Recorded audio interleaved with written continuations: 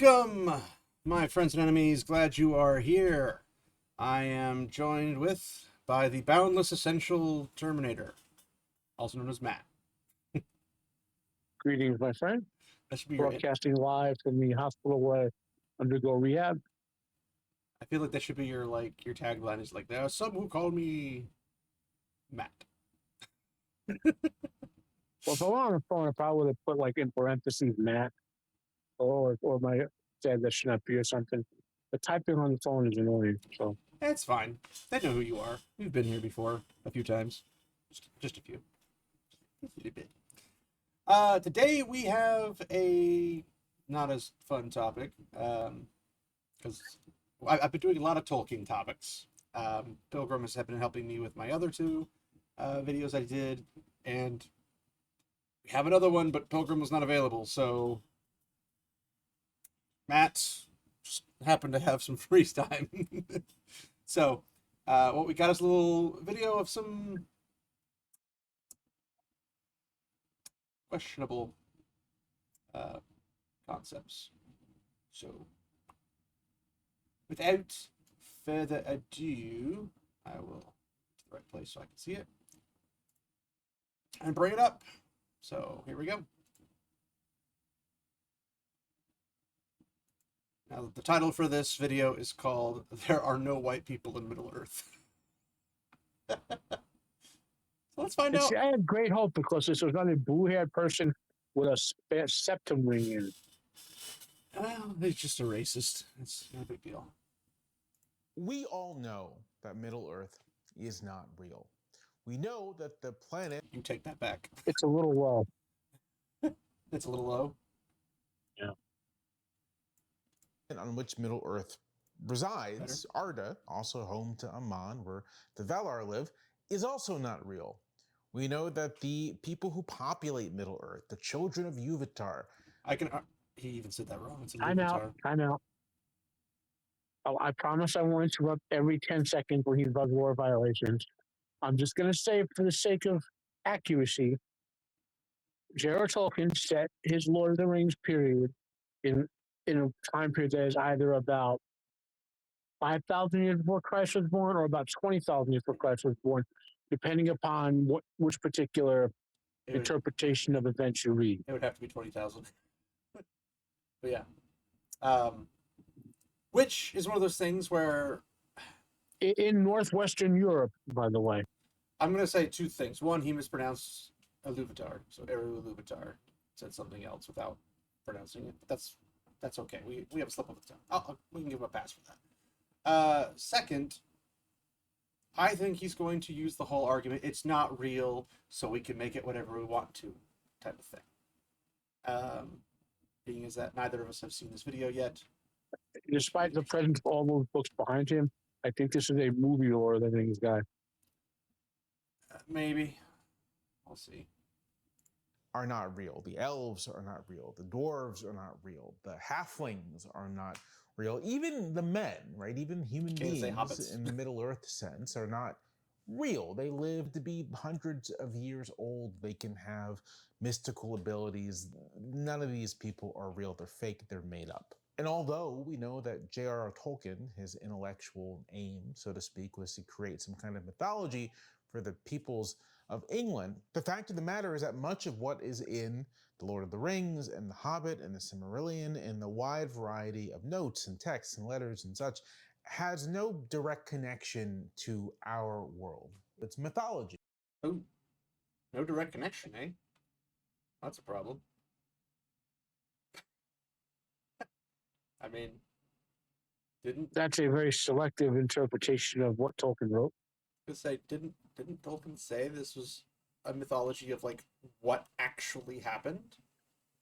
So even if you were to say it was made up, it's still like based in our world and is the foundation of England coming to existence as a nation. So that wouldn't make much sense to say it's not real and it's a mythology of something that is real, aka England. That's weird. Right? He's wearing a hat that says Society for Historians of the Early American Republic. Interesting. It really is. It's mythology. And one of the wonderful things about mythology is that as an historical matter, it may exist in a particular cultural context. In the case of Lord of the Rings, it is, of course, in the context of early 20th century and mid 20th century Britain. But as a story, right, as a set of stories, as a world, as whatever, it isn't tied to that cultural context at all. You could imagine an adaptation of Lord of the Rings that takes entirely in a world inspired by medieval Japan.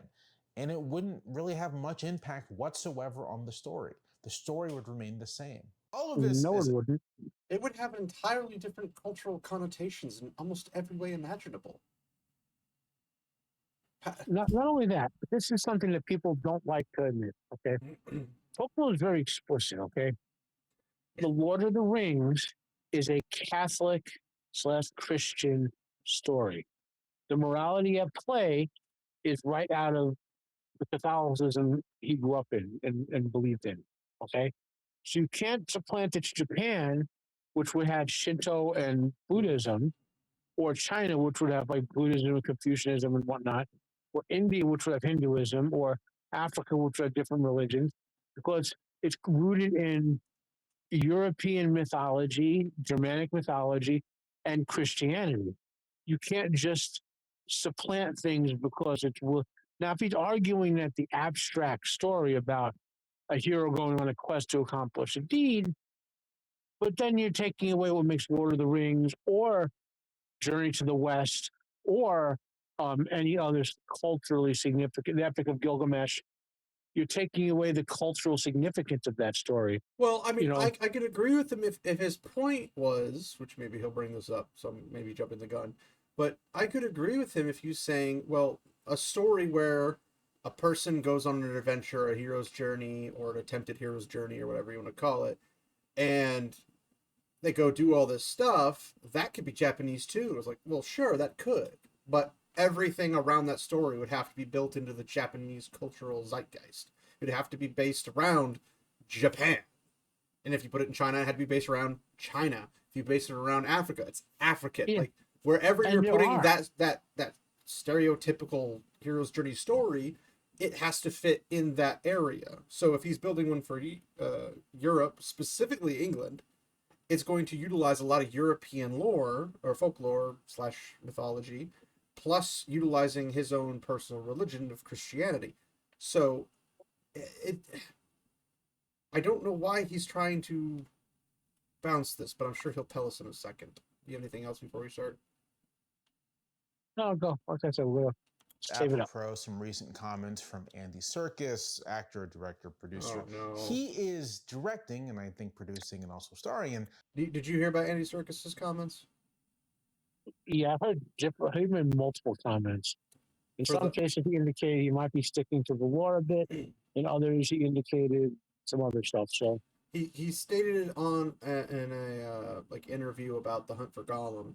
He stated that the Shire is going to it's white people. So there's lots of white people, and a lot of people had problems with this. One of those videos I did with Grey Pilgrim was on that, but it was two different other people, or like TikTokers or whatever. And it's the silliness concept where like the first one was just like, you're wrong, and then proceeds to get lots of information incorrect. And then the second one was like, you're racist because you think that they're all white people, but the book says they're brown people. And it's like, what kind of brown? Because if you're darker than pasty, you're technically a form of brown. You're moving down the line like it's a palette. There's a whole bunch of colors between one to the other, and that could all be under one technical category of, say, white. Like there are white Europeans like Greeks and Italians that are typically more dark skinned or just brownish. Because you get a suntan doesn't make you not white. Yeah, but I don't know if it was necessarily a suntan per se, because when Tolkien's talking about Sam, no, I know what you're saying, but I'm answering his point. Yeah, the point is there's a range. Just Caucasian means lighter skin, but it doesn't mean just the way Sub-Saharan African means darker skin. but it also doesn't mean pitch black in every instant.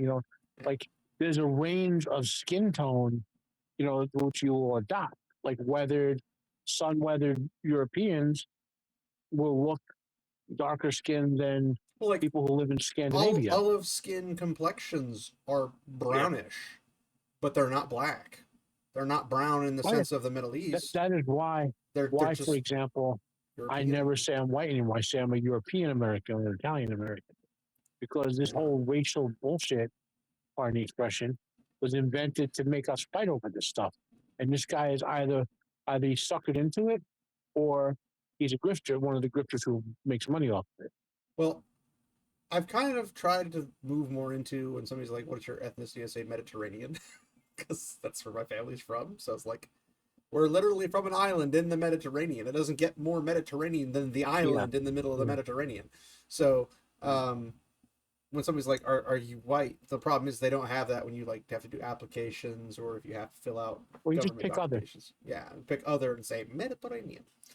But yeah, it's just like, if you see me, yeah, I look very, very white. But I hate to break this, but there are blonde hair, blue-eyed, pasty white Sicilians. They do exist because the Vikings came down and had their fun. Yeah, I don't know what to tell you. Well, but all of us who got the Moorish blood, if we go into some long enough, we'll be very dark.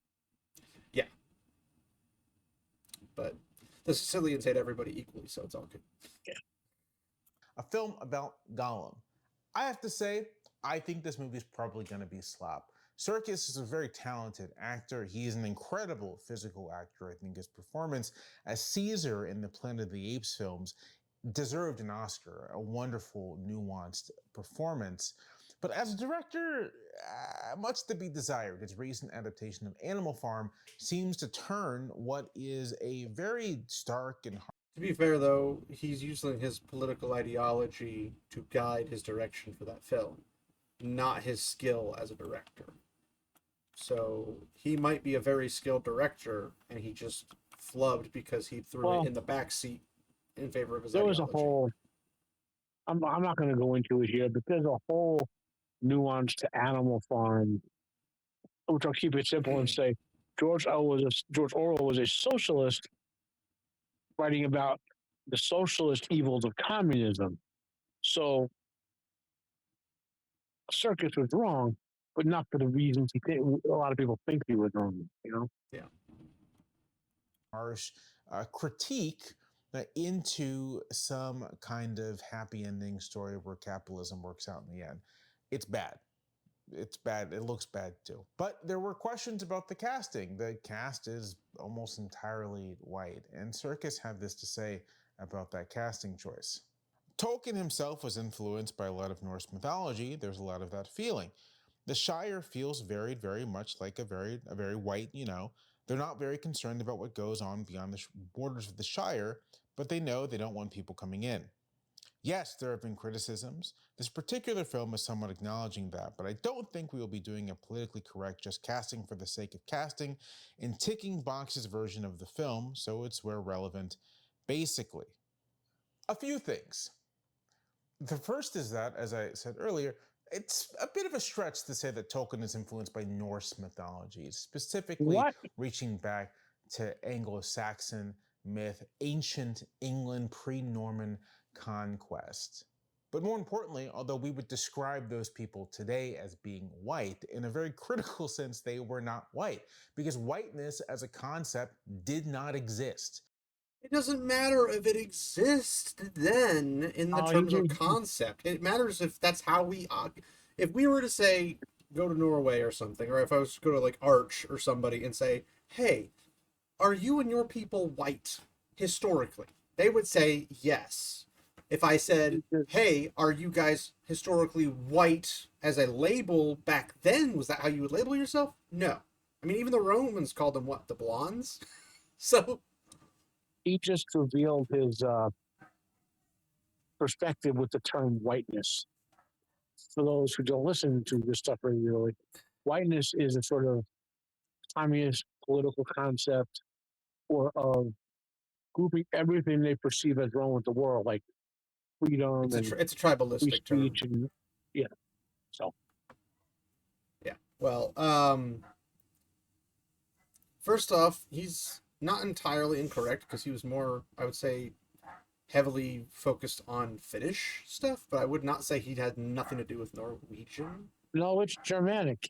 So if you look into what we call Finnish stuff is evolved from Germanic as well. In the ancient times, in Germania, as the Romans called it, there were several sets of tribes. They had the same sort of Well, they all the same origin, more or less, but they were origin and the same variations. proto deities like Odin and Tyr, for example, and customs. And the Western German tribes eventually became the Angles and the Saxons and the Normans. The Northern German tribes became the what we call the Norse people now, the Scandinavians. But they have that root that Tolkien tried to go back to, like with Beowulf, and what he was lamenting was that ancient Germanic Anglo-Saxon mythology that we have little bits and pieces of, like some poems to Odin and stuff like that. He was lamenting that was all lost because of the oral tradition. So when he started working on his mythology, he was trying to make a fictional version of what it could have been. Working his way backwards from word concepts and endpoint concepts like Norse and Finnish and Swedish and English, Anglo and Saxons and all that sort of stuff. He's understanding through the history we have of their past now and connecting it to the world he created. Yeah. So he went backwards and forwards simultaneously and then found the link between them, and then that's where he built everything from. So I feel like if anybody is aware of Tolkien's writings, this should be pretty common knowledge. There's not like there's a billion books written about this, but well, this guy's trying to twist it for his own agenda right now. Well, I'm sure we'll see more. He's got a bit more to go. This is a very important fact. Race, as we understand it, a set of social categories based off of phenotype. Okay. It's not a social category to say you look different than you. That's not a social category. That's a fact. Well, no, it is to these guys with the whiteness thing. Oh, I know, but what I'm saying is, it's like if I look at, say, an Italian, and I look at, say, a Brazilian, they don't look the same. There are distinctive features most of the time. Mostly because the Brazilians are more Portuguese. But if I look at, say, a Korean, like a South Korean, and a Native American, they don't look the same either. We don't say that's a social construct. No, we say that's different race. They're two different, entirely obviously different things. They're not the same thing. One of these is not like the other kind of song kicks in. So him saying that, oh, well, whiteness, and then he tries to squeeze everybody who's white into the whiteness category, but I'm sure he will conveniently leave out the white people that are white, that, or I should say, are categorized as white, but he doesn't think they're white and they're categorized as something different. I just, why do people try to use this as if everyone's completely blind? Now, he's not wrong. We go off a phenotype. But phenotype is not a social construct. Phenotype is an observation. You observe the phenotype. If you put me next to another white person, I'm going to probably 8 out of 10 times be more pale than that person. We're both white, but there's a distinctive difference between me and them. That's just how it is. So phenotype's more of a scientific observation, not a social construct in the term of social construct, because science isn't a social construct. It's just an observation. It's a methodology. Type, and particularly skin color, is a fairly recent invention in terms of human society. Recent as in the Romans, the Greeks? What do you mean recent? What is recent to you? Like, the Romans called the Norse the blondes. They called the Africans a different term. I can't remember off the top of my head, but he's conflating. Wait, they called them Ethiopians. That's what they called them. They called them Ethiopians. He's conflating, even if they weren't skin color, which was the concept of race based on skin color was invented in like the late Middle Ages. The race used to be a synonym for ethnicity. So if you said what race you were, we'd be Italian American or whatever, Sicilian American. Yeah, he is he is using the modern communist whiteness bit to try to use his modern lingo to describe a past and to interpret to his system, so to speak. Yeah. Systems. Race, as we understand it, is really no more than 500 years old, 400 years really. Racialized Stop. That's a lie. See, right there, he just did what I said. He's taking a real fact that the concept of race as a skin color is like 500, 600 years old, and now he's about to try to twist into his twisted ideology. I won't keep interrupting though. So. Yeah, I just want everybody in the audience to be aware. He's incorrect. Phenotypes have been used since before the Romans and the Greeks. It's been a thing forever. Like, this is not a difficult concept. People are aware of phenotypes. They're aware of language barriers. They're aware of different cultures. This is not a thing that's been around for only 500 years. This is a thing that's been around for a while. So, whatever he just said, nonsense. Racial thinking, the beginnings of people categorizing others into those ways is maybe a little older than that, 600 or 700 years going. People categorize people way in the freaking back, like basically since humanity started. What do you want about? Back to the late Middle Ages, but a fairly recent development in the history of human civilizations. And certainly the idea of whiteness, of a pan-European whiteness even, is very recent. We're talking 20th century, 19th century at the earliest. And so Circus can say that the Shire reads as white to him, that the world reads as white to him. But even if we're kind of granting the premise that this is supposed to be based on or reflecting an ancient world, that feeling of whiteness is still an interpretation. And if you were trying to be genuinely accurate, right, if you're trying to be accurate to this sense, then you wouldn't cast, for example, Anna Taylor-Joy or Elijah Wood or Ian McClellan, people who do not necessarily have Anglo-Saxon heritage, right? Because that is what you'd be looking for, people with direct Anglo-Saxon heritage. This is literally the same problem with the exact word fallacy people, where they're like, well, this book of history or this book that somebody wrote didn't say the exact line, even though everything about the book implies the obvious. It didn't say the actual words. And if it doesn't say the actual words, then you can't count it as that thing. It's like, well, no, if you describe a duck in a book, you don't derive that it's a turtle. You described it's got feathers, it can float on water, it has webbed feet, blah, blah, blah, blah. You're like, well, that's clearly a turtle. No, it's clearly a duck. It walks like a duck, it talks like a duck, it acts like a duck, it makes sounds like a duck. It's a duck. Well, he didn't say it was a duck, so it can be a turtle. It's like, no, that's not how that works. So he's trying to say, well, they're not actually Anglo-Saxon, these actors. I'm like, yes, but can they pass for Anglo-Saxon? How many people in Hollywood, in any shape or form, are the actual, quote-unquote, race or ethnicity of the people that they're actually portraying? Not very often. I think getting into that argument is feeding into their wrongness. I'm going to say this. Well, it's more of a pointing out their wrongness, but yeah. I like to use the Denzel Washington as Aragorn concept in Lord of the Rings. Denzel is a really good actor. Yes, okay, no one's going to dispute that. So let's say back in 2002, Peter Jackson cast Denzel Washington as Aragorn, right? They came out and said, we're not saying Aragorn was black. We just want a top-notch actor who can play this role. Mostly would have been okay with that. Not great with it, but okay with it because the acting is the thing, right? Well, I mean, even if the acting is really good and top-notch, I would say, are there no top-notch actors that would fit the personification of Aragorn better? Because if you had that, you could be like, well, I know, but I'm saying, like, that would be my issue with it, is like, so you're saying if you pick somebody like that, even if they're a top-notch, and I like Denzel a lot. But Aragorn didn't look like neither did Viggo Mortensen. He's too short. Well, Aragorn's like 7 inches taller than Viggo Mortensen. Sure.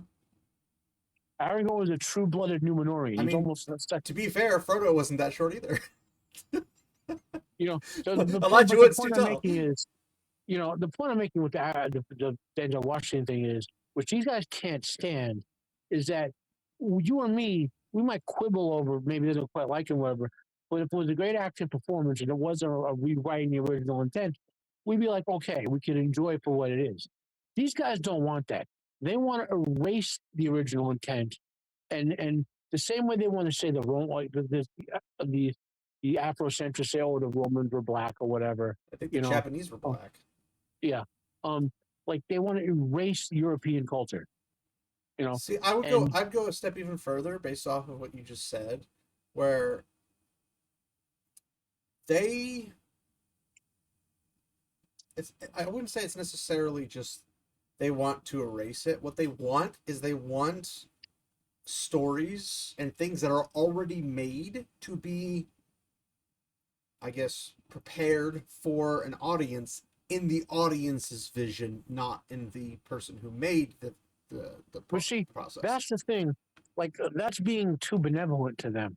No, I'm saying I've seen this as a pattern. This is a pattern where people, like when Wheel of Time was coming to Prime, they were like, I'm fine with them changing the story because I want to see this. I want this. I want that. I want them to cast this person. I want this. I want that. It's always been about the person basically getting off on their own imagination, as opposed to, an author gave their time and their energy and possibly money to make this wonderful story, potentially, for the viewers. And they said, I made this, enjoy it. Or don't.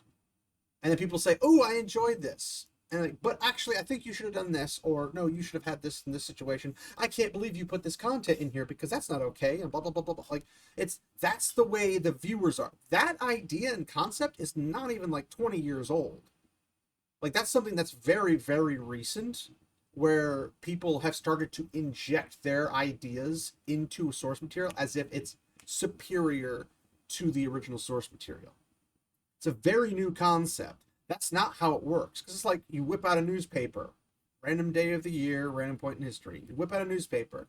You're reading something somebody posted about an event. The event is, this horse won this derby.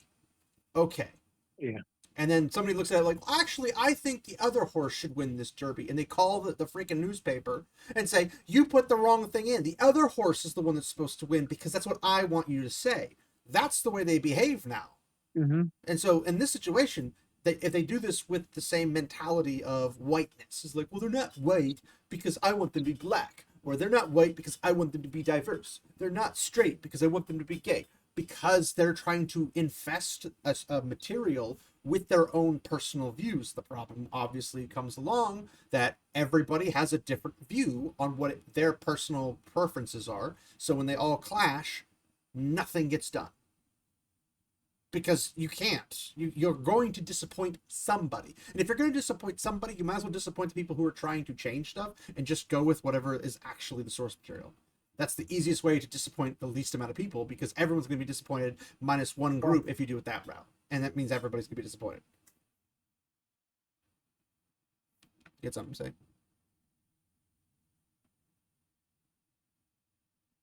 Matt? Keep going. Okay. Not simply white people. In fact, casting a bunch of white people and then saying that this somehow represents the image Tolkien was going for is an act of interpretation. Like yours. I would say it's really funny how he takes all Europeans, crams them into a white category, and then says, well, Anya Joy Taylor isn't actually Anglo-Saxon. I'm like, you don't give a crap about Anglo-Saxon because you already put them into the white category. They do things, they interpret things based on the ideology they have.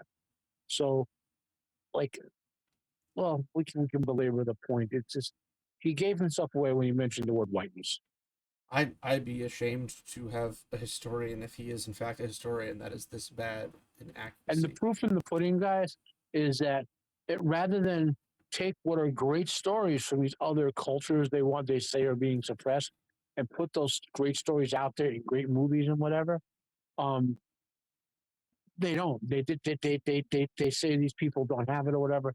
I mean, look at like how many of us are fans of Dragon Ball Z, as an example. That is based on Journey to the West, one of the greatest stories ever written in human history.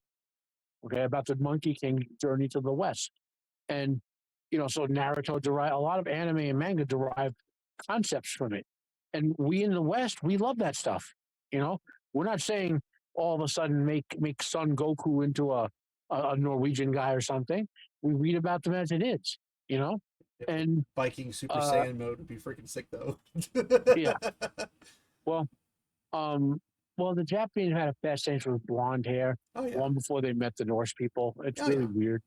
Well, like even if you look at it from the perspective of like there's an African story I would love to see on the screen. Like I want to see it, and it's sub-Saharan Africans. They're not the Africans like the Carthaginians, the Egyptians, the Phoenicians, etc. Like they're actual what modern day we would refer to as African.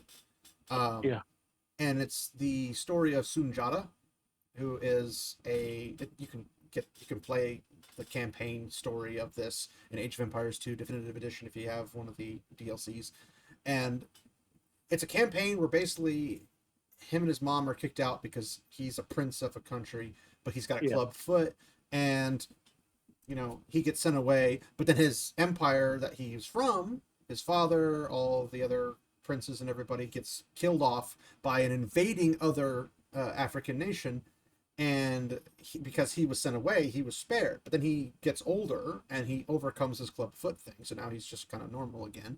Yeah. And then he shows back up to rally his support and then basically push out the invaders and take back his kingdom. It's a freaking cool story, and all like these really crazy like stuff happens. It's like, that's a fantastic story, but you're not interested in that story. No. Because it would be a story that we could look at and say, oh, this is actually African.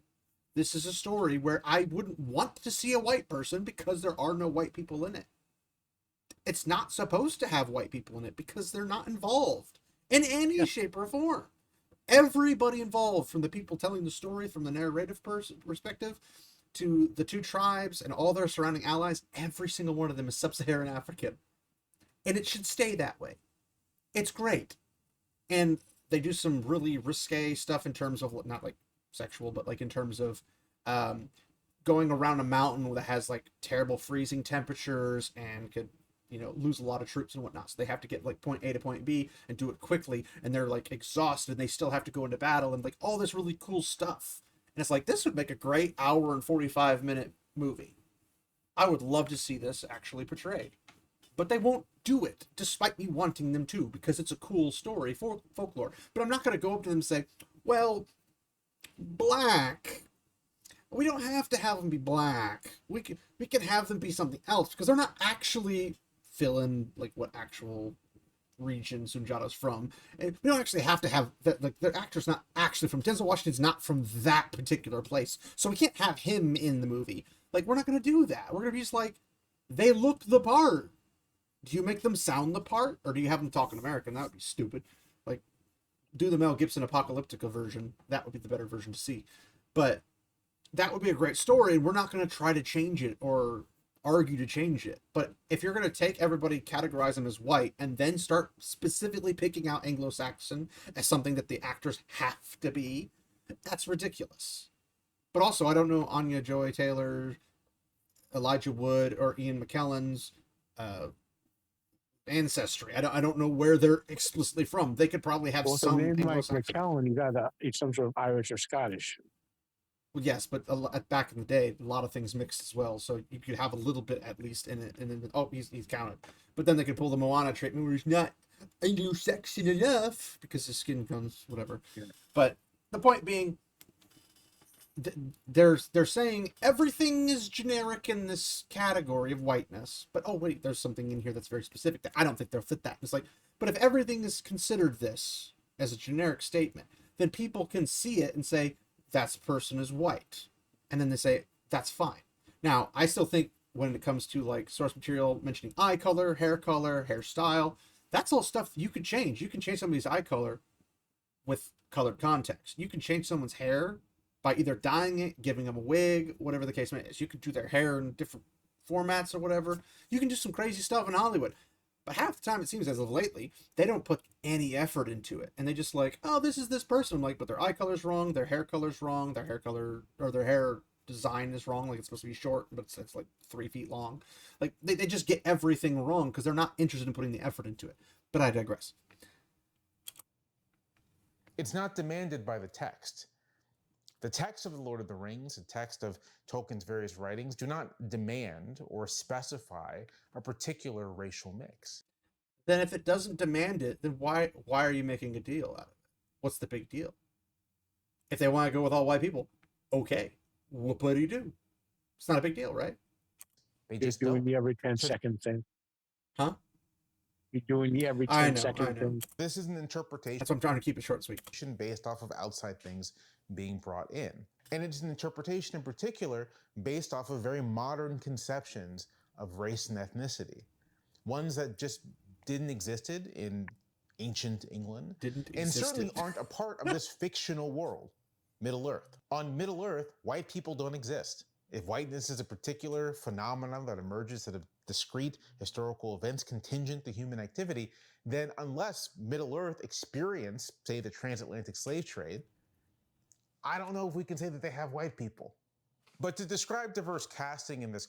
Because they weren't slavers. If they were slavers, then they could identify as white people. Oh yeah, except that black people were the original slavers in that area. Well, okay. Context is sort of politically correct, checking out the boxes, is to say, in fact, that the world Tolkien created is white, that the world Tolkien created is specifically for Europeans. But again, the text doesn't support that. There's no Europe in Middle Earth. Except he explicitly said it was mythology for England, which is a European country. I would not expect England to be white, or whatever, Anglo-Saxon, whatever you want to go down the rabbit trail, because there's a mix of Norman, a mix of Anglo-Saxon, whatever. I wouldn't look at that and say, well, clearly they were African, or Asian, or South American, or Native American. They were obviously everything other than the one that is the obvious of them. Because that would be weird and stupid. Our conceptions of race and ethnicity are impositions on the text. And it's a choice whether or not you want to go with them. The text doesn't demand that Andy Serkis has an all-white cast. That's just how he imagines the world. The story of Lord of the Rings, I guarantee you he does not. Stories within the Silmarillion, none of these things are dependent on a particular ethnic mix. And it is dishonest to suggest that they are. It is dishonest to suggest that questions about diversity in this case are somehow a kind of political correctness, rather than asking, well, who's actually best for these roles? And if they're all white people, you could be okay with it. You can be able to sleep at night. You can not have to grab your passy, stick it in your mouth, and go into the fetal position and go in the corner and rock yourself to sleep because, oh my gosh, they looked for the best actors for the role and they happen to all be white. Oh my gosh. Like this, okay. If there's a story or something somebody's created for storytelling purposes, and it does not have definitive descriptions, which if they do not have definitive descriptions, you're a terrible creator of world building. But if you don't have that, then it doesn't matter what they play. It literally doesn't matter. But if you're trying to say there are no descriptions in The Lord of the Rings, then you can't argue that the hobbits have brown people amongst the group, as described. That's a terrible take. You were saying, Matt? I'm just... This is the same reinterpretation for the communist modern audience, blah, blah, blah. Soon, it's hard to even take what this guy seriously, because either he has never read much of the books, and I mean more than just Lord of the Rings and The Hobbit, or he has read that stuff and clearly is discounting it to the point of trying to reinterpret Tolkien's work for his ideology. Oh, it's clearly for his own ideology, because he doesn't care. If he was a quote unquote historian that knew how to do his due diligence, he would probably have looked up, you know, Tolkien and definitely his letters, and gone over those things, and any type of comments, whether it be an audio interview or something of that nature, and like looked into, like, did Tolkien actually communicate about these things? But the problem is that if he did that and he did do his due diligence, he would find that his position has nothing to stand on. So clearly he has a problem there. Who actually captures the essence of these characters? And I'll say again, imagine Aragorn, we was kings. It's like, that's not capturing the essence, but okay. Tolkien is reaching back to Anglo-Saxon myth, and so if that's really your concern, kind of ethnic accuracy, only hire English actors with Anglo-Saxon backgrounds. What Circus is doing... Hold up. Are actors not acting, Matt? Do actors act? It's like a Schrodinger's cat situation, you know. Well, I'm just saying, like, if an actor acts, so you can have Henry Cavill play an American, but he's not American, does it sell the concept that he's playing Americans? Yes. Because he's personifying America, despite being British. It does not mean that they cannot utilize a British person to play an American. That's dumb. The problem becomes when they are too far apart from the initial idea, concept of whatever the character is, or people group, or whatever. Like if there's a tribe that's been in solitary, I don't want to say confinement, but like in solitary areas on the earth, where like there's a tribe that's been locked on this island for the last 4,000 years. You're not going to go there and expect to have a person from every population across the planet there, because that would break the world that is understood there. You would look at it from a story perspective as like, why is there an Asian, an African, a European, a South American, an Eskimo, a Native American? Why are all these people here? Why? They've been in isolation for 4,000 years. How could they possibly have any of this? It wouldn't make sense in any shape or form. Now, I guess if you want to do the turn my brain off thing, sure, you could have whatever you wanted, but you're not going to make anybody happy, because nobody's gonna look at that and say, oh yeah, that's totally the normal route I would take. Sheesh. And this is a common thing, is he's reading today's ethnic and racial categories back in time. He's imposing them on mythologies and stories in which they don't exist. And again, like I said earlier, it's a form of interpretation. I don't agree with the interpretation, but it is a legitimate form of interpretation. But it's not demanded by the text. I think you could actually make a pretty good argument that a diverse casting would serve the story better. It would better emphasize the differences between the various groups of people, the tribes of men, the various different... There are different tribes of men. They're called the Runees and the Haradrim. Like, if he was serious about this, he would support things like taking other cultural works and doing the same thing. And if they should he should be saying that in his video about other cultures, movies and TVs and books and stuff that should be reinterpreted, and it's not. So, well, it's like, well, if there's different groups, there need to be different diverse. Well, that's not true. If you go to freaking Europe in the Middle Ages, there were different European groups, but they all looked pretty close to each other in a lot of ways. There are some obvious phenotype differences, but for all intents and purposes, you have your Italians, your Germanics, your Anglo-Saxons, your Scandinavians. They all have some basic stuff in common, but they're not going to stand out in terms of, like, it's diverse, but it's not diverse in the way he means it. He means there's Africans, there's Asians, there's South Americans, there's, Native Americans, there's blah, blah, blah, blah. That's what he thinks when he thinks diverse. Not they're actually diverse, but they're, like, hypothetically diverse. But that's not the way the world is in this situation. There are other groups that are diverse comparatively, where you have the Runis being kind of like Asian, you have the Haradrim being sub-Saharan African, more or less. I think Far Harad is more specifically that, and then Harad's a little bit less. But there are diverse people groups. They're just not the main focus point. But I had people, like, I have personal friends of mine, if I can still call them friends. I don't know if they really call me a friend, but growing up, I had them. They complained about Wheel of Time having 3 boys be all white because it was too much white representation. I'm like, but that's just where they're from. Like, that's what the story is. If you don't like it, then don't claim to like the show or don't claim to like the books or whatever. Like, it's terrible argumentation.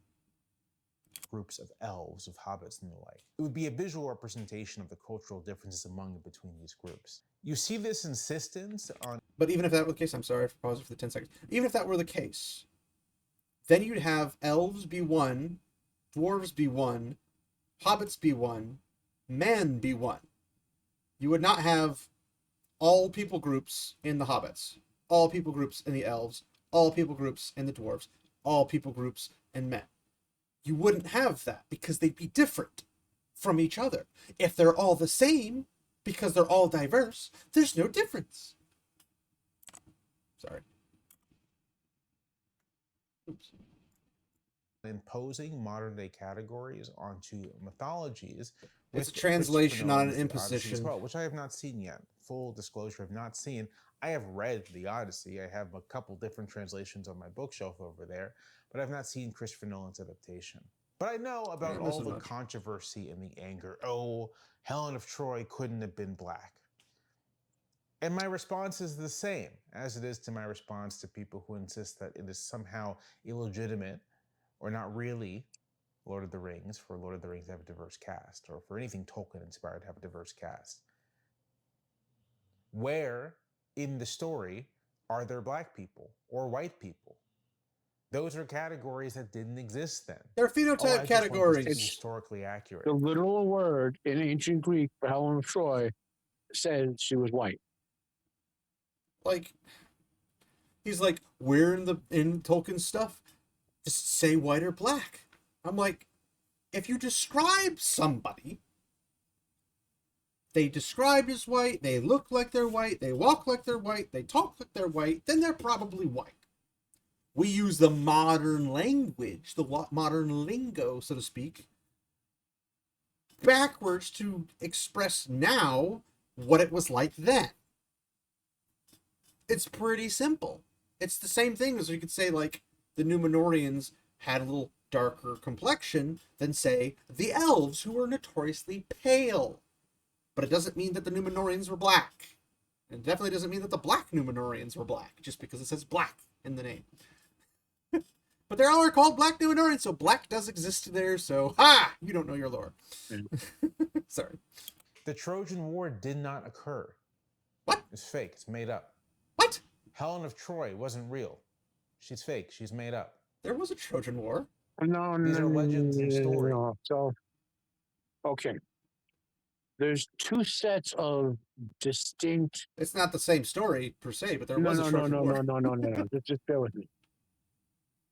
The Iliad and the Odyssey are the 2 surviving books out of what's called the epic cycle. They were all made up works of epic fantasy in the ancient times. Yeah. Now, Helen of Troy is not real because in the Odyssey and Iliad, she's a goddess. She's Zeus or one of the other gods, our dad. Okay, so she can't be real in that sense. Now, is Troy real? You Yes. can impose that upon somebody, though. That wouldn't be. Is Troy real? We have archaeological evidence that it's a Hittite place. It wasn't called Troy, I don't believe. But there's like 16 of them actually. It's like the ancient cities they built over one another. Mm-hmm. And the estimate is that like the 13th or 14th layer would have been the ancient Troy at that time. Well, I'm saying like the place where the site it's allegedly supposed to have taken place at had a particular Hittite name. Troy was the Greek version of the name, not the. Well, Hittite Troy was name. what Homer called it in his epic poems. Sure, but I'm saying that's how, like, if you're from a different culture and somebody called their own place, like Japan, we call it Japan, they call it Nihon. Like, it's they have a different name for what we would also like. Yeah, We're saying different it's words, but important it's the same place. The point I'm making is the Iliad and the Odyssey and the other surviving chunks of those 8 books are epic fantasy. They're not historical poems or whatever. Well, obviously, The Cyclops, there Minotaurs, are historical and gods. archaeological evidences separate from that indicates some sort of conflict did occur. Yeah.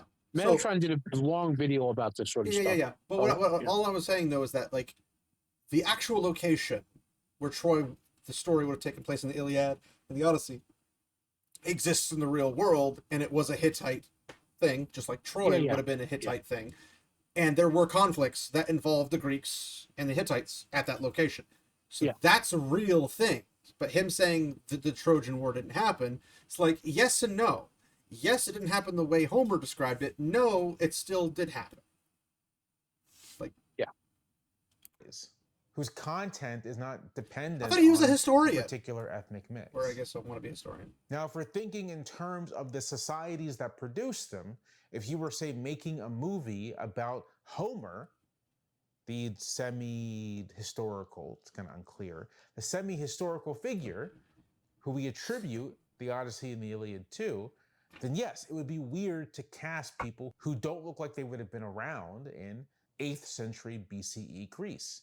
You would want some measure of historical verisimilitude in that sense, because you're trying to capture a society that actually existed. Even then, you have to remember that Greece, ancient Greece, these city-states were on the Mediterranean. And if you look at the Mediterranean, what you'll quickly see is that it's kind of a big highway connecting all of the civilizations that were on it as well. And we know from archaeological evidence that Greeks had plenty of contact with people on the African coast, plenty of contact with people throughout the Mediterranean region.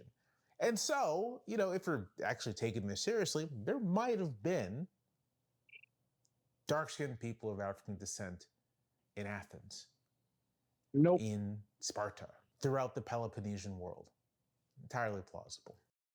The entire inside, like if you go into the Mediterranean, like go through the Strait of Gibraltar, and then it's split both sides, that entire wraparound is almost entirely European controlled, more or less. There's obviously the Egyptians and the Levant and whatnot. What he's not mentioning, what he's leaving out is that sub-Saharan Africans at that time were barely went north of the Sahara, so to speak. Yeah, they weren't in constant. Now, that like the Romans did come in contact and go to war with countries down south of Egypt, like Nubia and stuff. So they had contact, but it's not like they were having great contact. It's more like conflict contact. But oh my gosh, I don't know if this guy did his due diligence in this at all, which is he's selectively interpreting history and all that to his political viewpoint. I mean, anybody can go research this stuff. It's not like it's hidden. There's no secret Vatican archive about the truth of what happens in the Mediterranean. Oh no, they're trying to hide. They're trying to get these books not to be published and get archives taken off the net and stuff like that. Yeah, that'll just make Metatron Thankfully, once it's scanned online, it's hard to get rid of. Yeah, you can't really scrub something on the internet. In fact, quite likely. But, and here's actually the most important point. And even if that was the case, you got one person. It is a legend, it is a myth. And the thing about legends, because it's not real, we can do whatever we want. Is that they are, in a lot of ways, universal. They come out of a specific historical context, specific cultural context, but the stories they tell, the emotions they evoke, the arguments they make even, these things are trans-historical. They can appeal to people across culture, across difference. And people across cultures and across differences have adapted these things in ways that are meaningful to them. And they've adapted them in ways that speak to their particular cultural context. Christopher Nolan's Odyssey is an adaptation. It's a take, it's an interpretation. Christopher Nolan is an American director. His adaptation reflects the modern United States. That's why Matt Damon's there. And Lupita Nyong'o as Helen of Troy, in addition to genuinely being one of the most beautiful women in the world, I mean, let's be real here, fits that world. Perfectly congruent in the kind of adaptation that's being produced. You wouldn't expect a Chinese adaptation of the Odyssey to only cast white actors. That'd be insane. And if you look back at a film like Troy, bad movie, that is also an adaptation. That's an interpretation. It's an interpretation based off of old sword and sorcery pictures. It's an attempt to make a modern sword and sorcery picture. It's not an attempt to make an accurate adaptation. It is taking well, according to you, it can't be accurate produced about this because it's not real. In a somewhat different context. But that context did not demand an all-white cast. That was a choice to make. I think if you are taking these things seriously, I think you're taking this personally. Whether it is the work of Tolkien, modern day mythology, whether it is ancient mythologies, if you are taking them seriously, you recognize that they are incredibly flexible. That is what's so wonderful about them. That's what's so beautiful about them. That's what makes the classics worth studying. They're not. And I think the resistance flexible. to this, the resistance to open interpretations, the resistance to diverse casting, is less about the material. Okay, I gotta stop it. So, source material is not flexible. It's source material. It is what it is. You cannot change that unless you're the author and don't publish whatever it is you're writing. The only time it's flexible is before the publication. Everything after publication is not flexible. See, again, I don't necessarily agree with you 100% on that, but for the sake of argument, let's just say I do. He's not doing what he's saying because he's an artist, and wants it like Nolan's Odyssey, from what I actually understand, is less about being woke, more about Nolan having the free for all to make it his own interpretation of the Odyssey. He's making an Odyssey in his own image, yeah.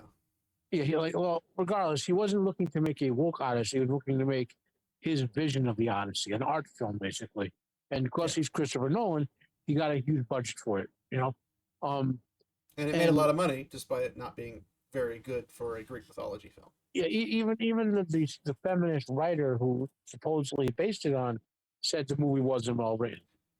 She said she'd be ashamed if she was Christopher Nolan. Well, the thing is, again, just to go to her point, which relates to this, she specifically wrote a feminist into translation. In other words, she was doing hard, deliberate political. She wasn't trying to say the original work was like this. She was making a translation based on our point of view. And we've seen interpretations and reviews based on one school of thought or another. And that's part of intellectual analysis. And then everyone gets all the different ones and says which one. It's like, That's what he was bringing it up. And when he's saying that kind of stuff, it's like interpretation. I'm like, yes, but you don't just get to quote unquote interpret it and then just everyone has to accept it. You need to bring receipts as to how you came to the conclusion That's just how his story works. He's not doing that. What he's doing he's not. That's is from his political perspective, start to deconstruct the source material and destroy the source culture. Yeah. That's what he's trying to do. Sure.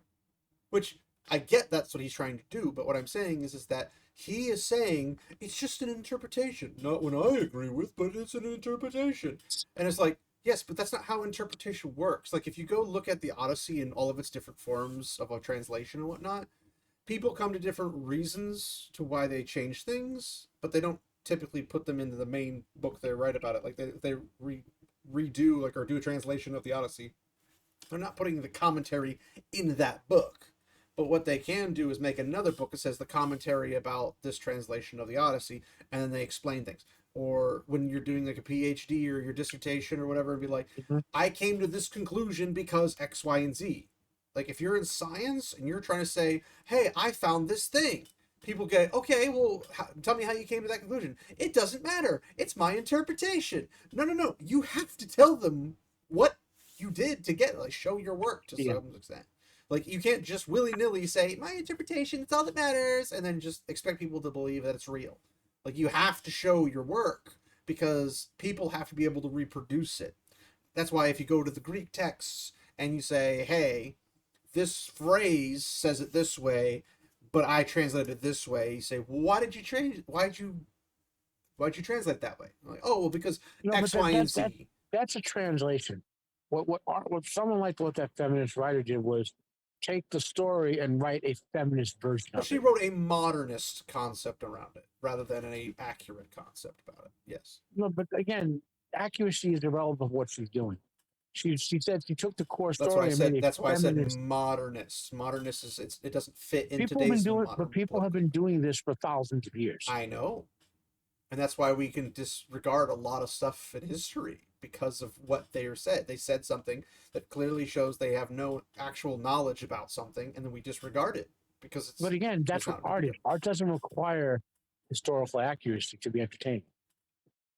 If you're talking about just purely art, sure, but if you're basing it off of a historical event and not explicitly saying we're not doing it off of the historical event, then it's expected. Like even Metatron has the standard where it's like if you promote it as historical or as a historical document that is turned into film or something, then this is what their expectation is. So the expectation is that if I say I'm going to go out and make a movie about the Siege of Malta, for example, wink out there to Mel Gibson.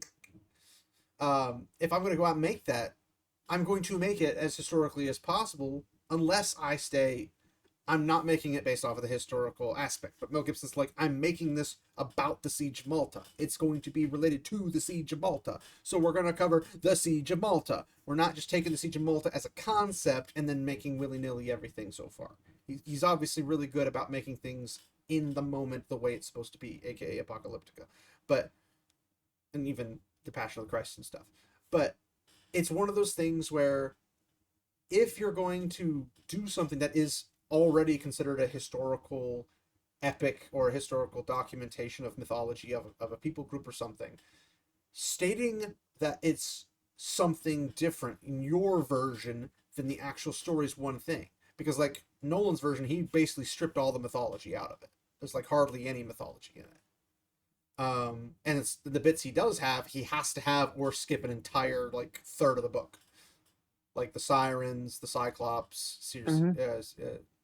Not Circe. Is it Circe? Yeah, basically, there's like no magic in it. Yeah, they basically remove the gods. The gods pretty much don't exist, which is funny because the Cyclops is the son of Poseidon, who's a god. But whatever. Well, he stripped all that from it and said, "Hey, this is my version." It's like, okay, well, it's your version. We don't have to like it. Now, obviously, people liked it enough to go see it at least once because it made a lot of money. But making something a lot of money doesn't mean it's good. It means people enjoyed it. Enjoying something and it being good are two different things. And I wish Jeremy from Geeks and Gamers would understand this concept because he doesn't. But be as it may, this guy's position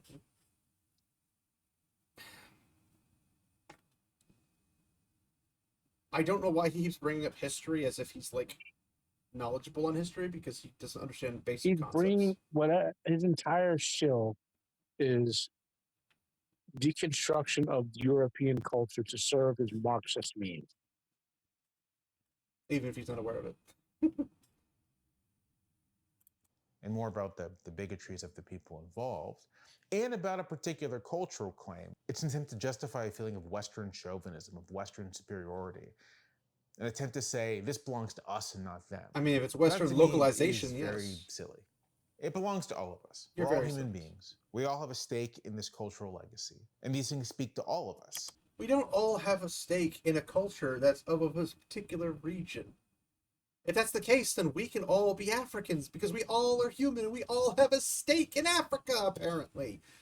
But no, you'd still call people bigots, racist, and everything else under the sun because we don't have that, despite your claim that we all have that. Just because you say it doesn't mean it's true.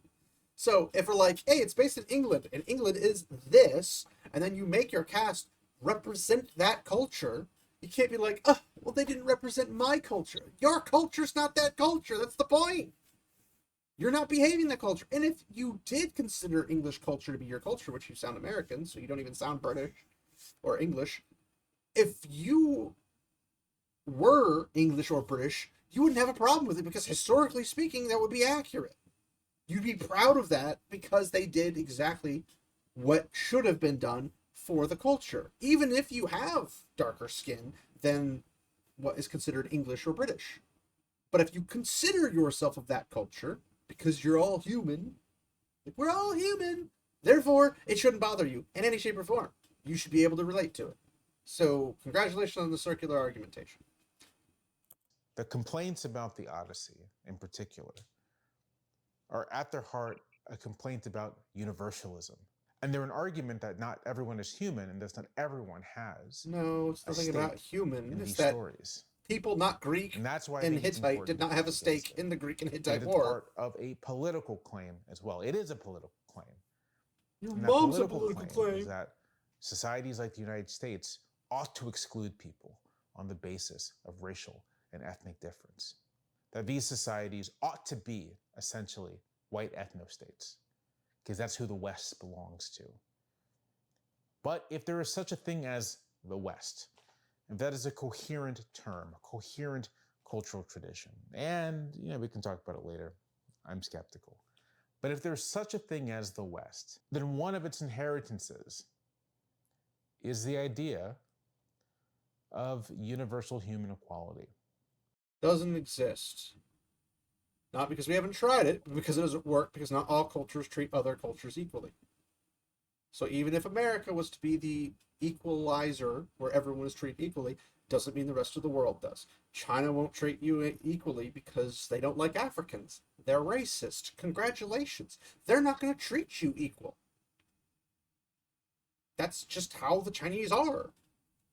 I don't make the rules. I didn't make them believe the way they believe things. I don't go to South Korea. I wish I could go to South Korea. I don't go to South Korea and say, hey, why are you guys obsessed with European everything? Like white, pale skin and everything. Like, you guys are doing surgeries to look European. They're trying to get their noses done, trying to get their face structure done. And that's like a sweet 16 birthday gift from their parents. Like, how much? We don't do that to them. We didn't impose anything upon South Korea. They decided that completely on their own. How much longer? Because I'm running out of time. We're about a minute, so sorry. I'm just trying to make the point. Because we ought to do stuff. No, it's not we ought to. It's just we are doing it because we're trying to be accurate most of the time. It's the idea of the fundamental dignity of individuals. It's the idea, in fact, that something like the Odyssey really does belong to all people, not a select few. It can belong to all people without being not white. Like, what? Thank you, as always, for watching. Oh, no. We're going to get rid of that. Oh, God. He's going into his political crap. I don't care about his political crap because I can't even bring myself to care about his Tolkien crap. Well, I'll do my conclusion, and then you could do yours. And sure. Somehow we had a video that wasn't 7 hours. Well, because we're both on time constraints. Yeah. We could do this by 5-second breakdowns. This guy is clearly interpreting stuff to his political agenda. I personally, if the people say in Bollywood want to do Lord of the Rings and all the actors are Indian, I don't have a problem with that because that's a whole other country doing it. It's a whole different culture. Yeah, but it's and in the sense that the great works can be read by other countries or whatever, I 100% guarantee you that like reinterpreting a character to be gay in China would not be allowed. Just not be allowed. Well, like, what would happen if Bollywood, as being Indian, what if Bollywood hired all white people to be in Lord of the Rings? Would this guy consider it racist, even though they're trying to be accurate in India? It's like, but it's a different culture. They treat, and the whole idea that if they don't have people that look like me, I can't relate. It's like, bro, people liked Lord of the Rings and The Hobbit, The Silmarillion, and all of Tolkien's stuff all over the world. Yeah. For the longest time. Yeah, I'll give you an example that's totally out of left field. Sure. There was this girl in California who for our prom wore a Chinese, I think it's called a Qipao dress or whatever. And it was a beautiful dress. And all the leftist activists were like, oh my God, she's cultural appropriation. The freaking president of China tweeted at her, great dress, I hope you enjoy your prom, basically. Yeah, the Chinese people loved it. Yeah. It was the leftists that didn't like it. It's like, you can't say we're all equal and then complain about bigotry. It's not bigotry if we're all equal. So you can't pull to the idea of universalism, as in we're all equal. Because if that's the case, then you can't have a problem with me disagreeing with you on something because we're both equal. The same vice versa. I can't complain about you having a different opinion of something because we're all equal. Because as soon as you have a problem with that view, you're no longer equal. You're trying to elevate yourself above. Now, I'm not a universalist because I am a realist. I understand that people have different viewpoints, and that's okay. But I don't believe that every culture is equal to every other culture. I don't believe every person, like a person from Africa, historically speaking, that lives in America is American, like this guy. His idea of stuff that goes on in the world is not even the same as the Africans in Africa. Sorry, go. It's not the same as the people in Africa. So the Africans would disagree with him on this. They'd say, no, we're superior to all these white people. Because that's the viewpoint they would take. That's just how the world operates. When they dropped the Rings of Crime trailer, the first one, and everyone was anticipating it, the first actual protest that it was bullshit and all, were from people in like Swahili and Ugandan and all that. In foreign, like black people in those languages saying, this is not a law accurate, it's not, blah, blah, blah. And, because everybody everywhere universally loves these books. Yeah. So when you're going and saying, well, we need to make it so it fits everybody, nobody wants that except this really tiny minority of people who don't actually care about it because they're not fans. The dude doesn't even watch Lord of the Rings. He doesn't read Lord of the Rings. He doesn't understand the concepts behind them because he's making claims of things he's obviously clearly not well informed on. Now you could argue, well, he read it when he was like 5 years old and now he's like in his 40s. He doesn't remember it clearly. So he should probably go back and check on this stuff before doing any of this as a video or a response to Andy Serkis or something. But Andy Serkis saying, we want to, if Andy Serkis or any director came out and said, we're making an all-white cast for this film, nobody should have a problem with it if you're universalist like this guy, because we're all human and we're all equal, which means that all white people are equal to all black people, all Asian people, all Indian people. Continue. So it wouldn't matter. And if it's like, well, it doesn't matter if there's other people in this, then it doesn't matter if they're all the same. It doesn't matter. So why are you making a big deal about it, etc.? Sorry, I didn't mean to take over your explanation. No, you did fine. I mean, I said most of what I got to say. No, it's videos like this. These people do the same thing over and over again, and it's just tiring at this point. Well, yeah, they are tiring individuals, so that makes sense. But, well, I guess we'll go ahead and wrap it there. So, thanks everybody for watching, and hopefully you understood our side and his side, and you can make your own conclusions. Read the source material. Source material will definitely do you favors. Read history if you want to get the historical aspect, because his take on that was pretty atrocious as well. He has a lot of books on his bookshelf, but I'm not convinced he actually read them. So there's that. So check the description below if you want to check out Matt's channel or anybody else's channel that I have described there, so you can access that. Leave a comment, like, subscribe, dislike if you didn't like it. Whatever the case might be, I appreciate you guys. Let us know your thoughts, and then we can take a gander at them in the comments. And I appreciate you all for giving us your time. So, thanks everybody. And remember, my friends, walk in the light.